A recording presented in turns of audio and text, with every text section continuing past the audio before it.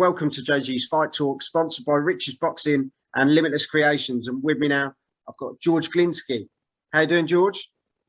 Very well, thank you very much, mate, and brilliant to be on the show. Oh, it's a pleasure to have you on. And we're doing something different for a change. We're going for a fight preview. Normally we have prediction shows. George hates predictions. I normally get them wrong, so we thought we're not doing it. So we are going for a very tough fight.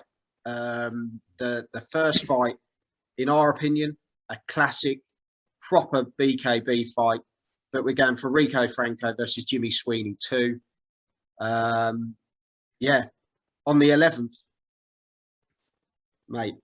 What an event that's going to be.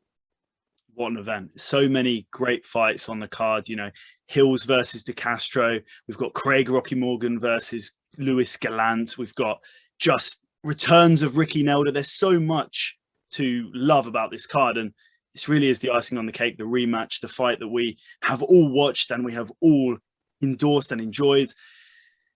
It's going to be a really tough fight for both men. Obviously, we're coming off a bit of a bruised ego for Jimmy Sweeney. He's 24-2, hasn't lost since that fight against Julian Lane, and he said himself he didn't prepare properly, but a lot to prove. And you're going to be there in the flesh, so this will be your first taste of BKB. I know, mate, and I'm absolutely buzzing. I'm not going to lie, and yeah, it's like you were saying, you get a different sense of atmosphere when you're watching it at home, let alone when you're there. So, you know, I look forward to meeting you and a lot of the fighters down there. And yeah, as you say, just a great night of bare knuckle. And but yeah, this is the fight to top the bill, and difficult one to call. You know, like we said, no predictions on this one because we're leaving this one to the people. They can shove it in the comments. Let us know who you think's going to win the fight. Rico Franco, Jimmy Sweeney, two guys, two very different styles. You know, you kind of look at Jimmy Sweeney as that typical gladiatorial style, very old school BKB, you know, bare knuckle fighter, against Rico Franco, that new breed almost of coming in, very technical, sticks behind the jab, works the body a bit more, very, you know, just a great boxer. So yeah, we'll do a quick breakdown of the first fight. How did you actually see the first fight? Well, obviously Jimmy Sweeney was ahead on the scorecards. Now, I've gone out on a whim a few times and I've said that I believe it was 4-3 coming in. So there was the 10-7 round in the third round where Jimmy knocked down Ricardo twice. I think just Franco was just so active. He was keeping everything nice and long, and he was feinting the feinter. I think Sweeney's so used to having it his own way that suddenly he had a man offsetting his rhythm straight in front of him, and he just boxed beautifully, Franco. But there was a lot of things coming into that fight. I won't go into them out of respect to Sweeney, but he had a really, really bad camp. And he looked very different to the Jimmy Sweeney we knew. And obviously I'm not taking anything away from Franco, but weight cutting issues were a massive contributor to that fight. Yeah. So this feels like the conclusive chapter, if you like. Yeah, it's, you know, I know we've both spoken to both fighters, and Jimmy even said, you know, he's had issues with his mental health. He's you know, like major issues with his mental health, and that he was quite happy to talk about. And like he said, you know, he wasn't training as much as he should have been. You know, he was struggling with, you know, the diet and this sort of thing. But he said, expect a different Jimmy Sweeney this time. You know, expect me back to basics, and I'm going to knock him out, were his words to me. And when I came out of it, I thought, blimey, I really believe you. But then I spoke to Rico and he went, I'm going to get the job done easier. And I'm thinking, I believe you. Do you know what I mean? It was one of those where you kind of like, I genuinely go into a fight and I think such a hard one to call. You know, I was just saying to you before we came on, you know, the first round, the judges were like, it was such a difficult round to call. You know, they almost had that almost like a draw round because, you know, you're feeling each other out anyway, aren't you, as to how you're going to approach the fight. But they just were both like eager. They were anticipating each other's moves. It was such a good tactical approach to the first round. The second round, Franco really shot out, worked behind the jab. I think he wobbled Sweeney with a great shot. Third round, it was the second round. I think he cut his mouth, which was one of the big factors as the fight went on. And he just continued, didn't he? He really picked up that rhythm behind the jab. But then third round is when Franco got dropped, and we thought, hang on a minute, this is game on. This is game on. You know, Franco up to that point was breaking away and looking so good, and then Sweeney just came in and bang, it was a right hand, you know, from the gods, as he would probably say. It was a hell of a punch, and then he went to overwhelm him with a combination, didn't he, for the second knockdown, and it was a speedball, wasn't it, basically? And me and you both thought, job done. He's going to finish the fight. 100%. And then all of a sudden, Rico Franco finds the distance again, works back behind the jab, and it was just a cracking fight. You know, I think it was the sixth round, wasn't it? Sixth round, that, you know, the doctor just sort of looked at Jimmy, and Jimmy was pleading, wasn't he, to say, look, please don't let this go.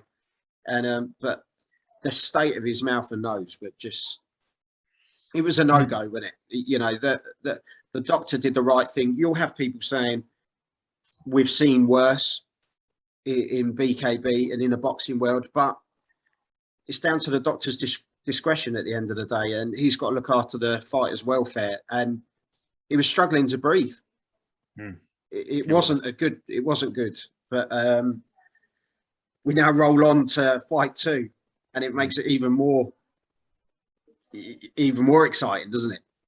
It really does. I think obviously Sweeney hasn't lost in so long, and as we say, the Julian Lane fight, he wasn't himself. Equally, he wasn't himself in the first fight with Franco.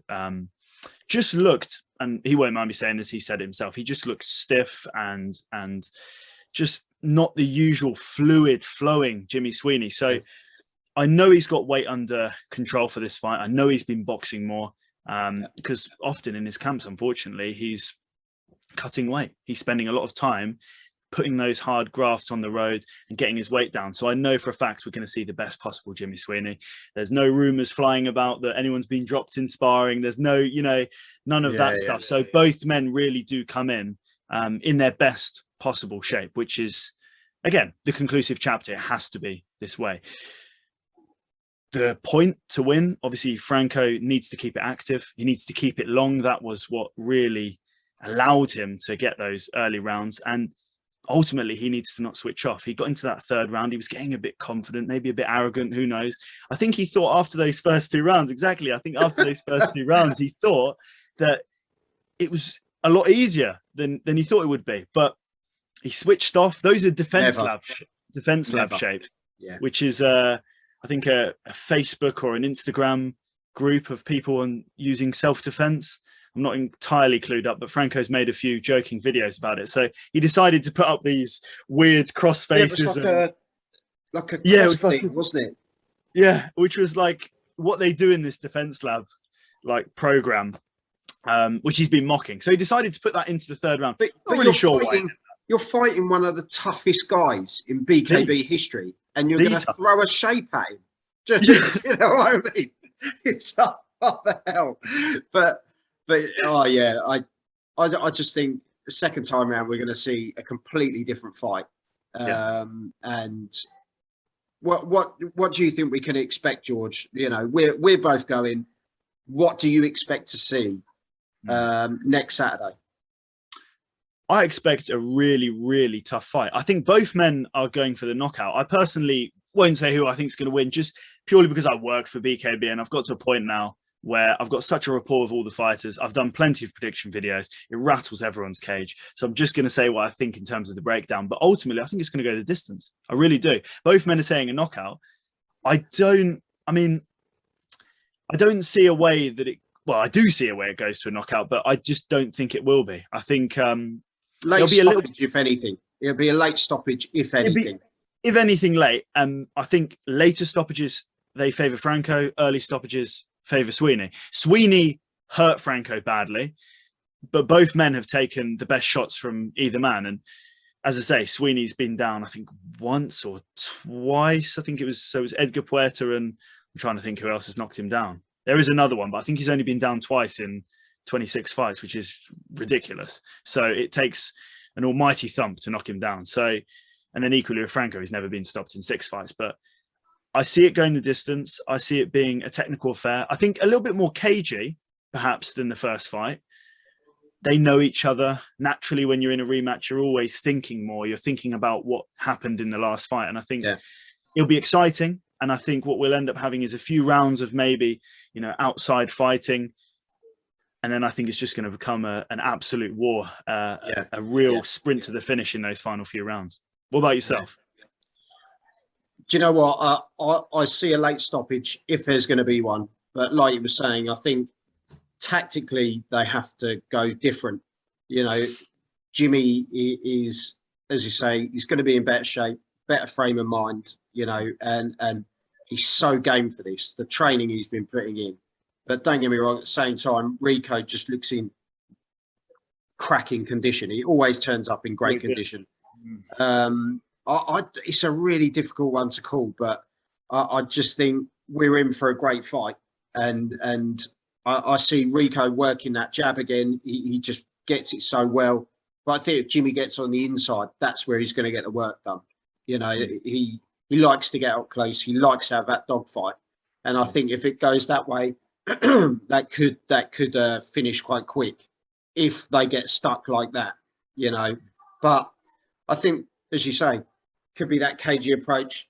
They're going to keep each other at distance, see who's got the mental game, and go from there. I'm really looking forward to it. As I say, it's going to be a cracker, and everyone's got to tune in. That's the thing. George, how can they tune in? You're the man to spread the word. Very good point to be made. Yes, Fight TV. If you're in England, it's Fight TV. If you are elsewhere, it's BN Sports. I think I pronounced that right. It's a very big sports network, which I might have pronounced wrong, but regardless, BEIN Sports. And there's multiple. I mean, anywhere in the world. I think it's 58 countries we're going out to now. So you can really watch it anywhere. But Fight TV is the place for British fans. I assume most of the people here will be British. Just a small pay-per-view price. Honestly, it's so worth your money. If you haven't seen a BKB show before, this is the show to watch. So just super excited. Well, George, we'll end it there. Thank you very much for coming on. As I say, George will be coming on in the future. We'll be doing some fight previews on stuff that's coming up. And tune in. It's going to be an absolute cracker. So thank you very much, George. And you've been watching JG's Fight Talk, sponsored by Rich's Boxing and Limitless Creations. And if you've enjoyed the video, make sure you hit the subscribe button on YouTube. And as I say, follow George on all the social medias. Top guy, knows what he's talking about, and he knows BKB. So thank you very much, George. And we'll see you all soon, everyone. Thank you. Thank you, mate. Oh, you